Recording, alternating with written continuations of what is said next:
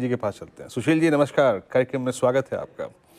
सुशील जी, ये ऑलमोस्ट 24,600 हमने स्ट्राइक कर दिया आज। इंडेक्स पे पहले आपकी जो रीडिंग है उसको समझना चाहेंगे। क्या लग रहा है इंडेक्स, निफ्टी बैंक पर व्यू क्या है आपका इस वक्त? पीसीआर से अनुरोध है, मेरे स्क्रीन को शेयर करें। हाथ कंगन को आरसी क्या, पढ़े लिखे को फारसी क्या। चार्ट की बात चार्ट से बताएंगे आपको। स्क्रीन पे अगर पीसीआर मेरी इस स्क्रीन को शेयर कर दे।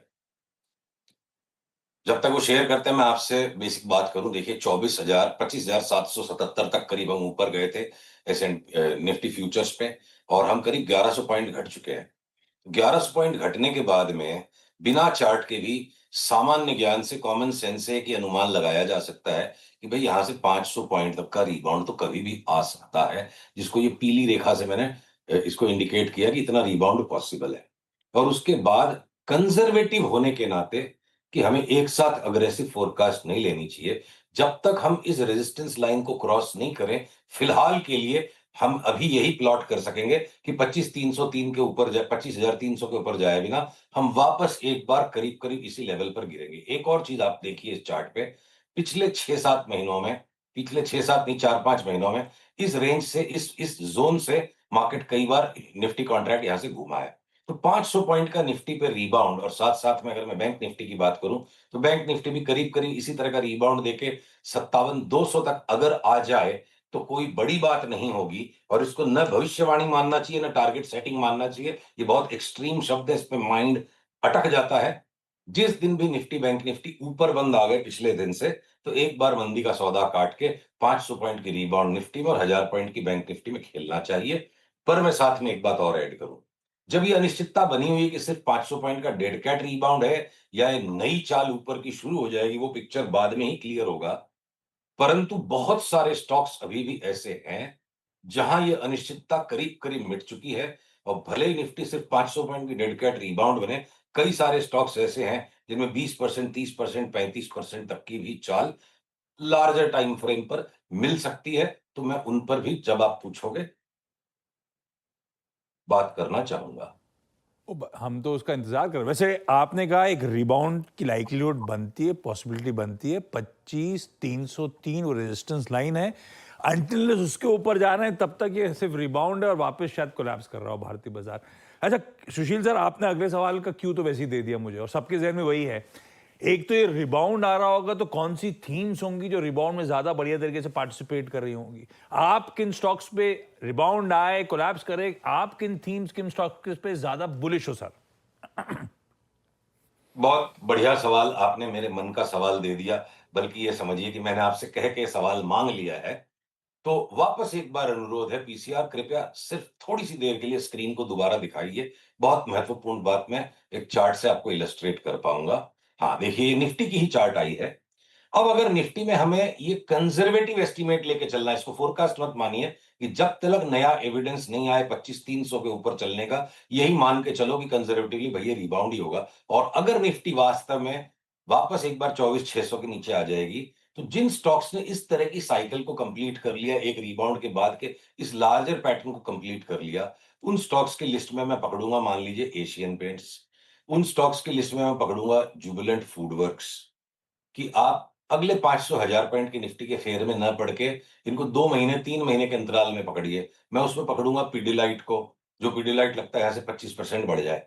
Large cap blue chip stock, bluest of the blue chip stock से मोस्ट रिस्पेक्टेड कंपनीज में है, अगर उसमें मेरे को 4-5 महीने में, 3 महीने में 25% की रिटर्न मिल सकती है, तो मैं निफ्टी को लेकर ऑब्सेस्ड नहीं होना चाहता। उसी तरह अगर डिफेंस के सेक्टर में जो शिप बिल्डिंग से रिलेटेड डिफेंस के स्टॉक्स, जिसका लास्ट मंगलवार को भी हमने जिक्र किया था कि हम उन्हें बाई सिग्नल का वेट कर रहे हैं, वो पैटर्न्स ऐसे परिपक्व हो चुके हैं कि जब भी अगर बाजार नया रिबाउंड बनाना शुरू करे, तो निफ्टी रिबाउंड में है या वापस लॉन्ग टर्म इसका एसेंट शुरू हो गया है, उस प्रश्न का उत्तर आने के भी पहले अगर ये माझगांव डॉक्स, कोचिन शिपयार्ड और गार्डन रिच शिप बिल्डर्स अगर यहां से लगे कि 60, 70, 80% तक की चाल शुरू कर सकते हैं, तो हम आउट परफॉर्मिंग सुपरलेटिव स्टॉक्स को परचेस करेंगे कमिंग निफ्टी रिबाउंड में, rather than focusing all the energy only on trading nifty. Okay. अच्छा सुशील जी, एक और बड़े सेक्टर पे और उस सेक्टर के स्टॉक्स पर आपका व्यू, आई मीन आईटी के नंबर्स बहुत खराब रहे। कल टीसीएस का उस छटनी की खबर ने अगर आप देखें ढांचा तोड़ दिया। हम लगभग 4 साल के लोस पे ट्रेड कर रहे हैं। आईटी पर आपका व्यू क्या कहता है अब इस वक्त?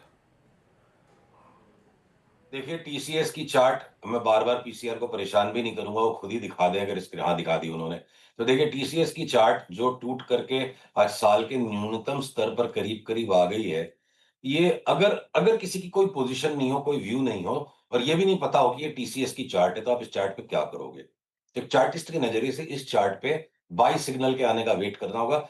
इतने घटे हुए स्टॉक को यहाँ पे जब आरएसआई डाइवर्जेंट हो गई, सारी वेव काउंट कंप्लीट हो गई, सारी न्यूज़ डिस्काउंट हो चुकी है, ऐसा प्रतीत होता है, यहां बेचकर अब बहादुरी नहीं है।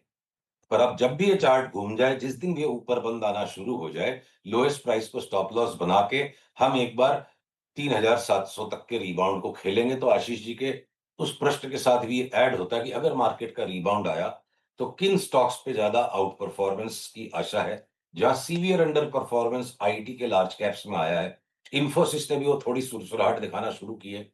ऊंचा बंद आ जाए, जो स्मॉलर आईटी नेम्स हैं, एलटीआईएम, एम्फेसिस, बीएफएल, एलटीटीएस, ये सारे जो स्टॉक्स हैं, ये मेरे को लगता है एक्सट्रीम सुपरलेटिव परफॉर्मेंस दे सकते हैं 3 से 6 महीने के अंतराल पे। तो जहां बिल्कुल न्यूज़ बेस्ड कंसेंसस, जो रिजल्ट्स के फ्लो पे कंसेंसस बन गया, इसको किसी अन्यथा रूप में ना लें। पर पढ़ाई-लिखाई का होना ज़रूरी है, बुद्धि का होना ज़रूरी है, पर जब सबके पास बुद्धि है, तो फिर बुद्धि काफ़ी नहीं है, बुद्धि के भी बियॉन्ड चलना पड़ेगा।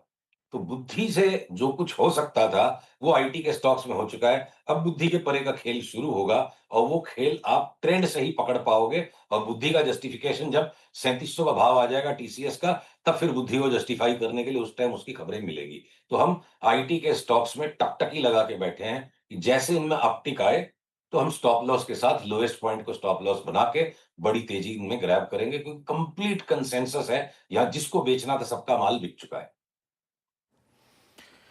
ओके, वैसे पीसीआर बिल्कुल परेशान नहीं होता जब आप कहते हो। पीसीआर तो बल्कि एक्साइटेड होता है कि सुशील सर आने वाले हैं आज। सुशील क्या जी, बात है। थैंक यू सो मच सुबह-सुबह जुड़ने के लिए और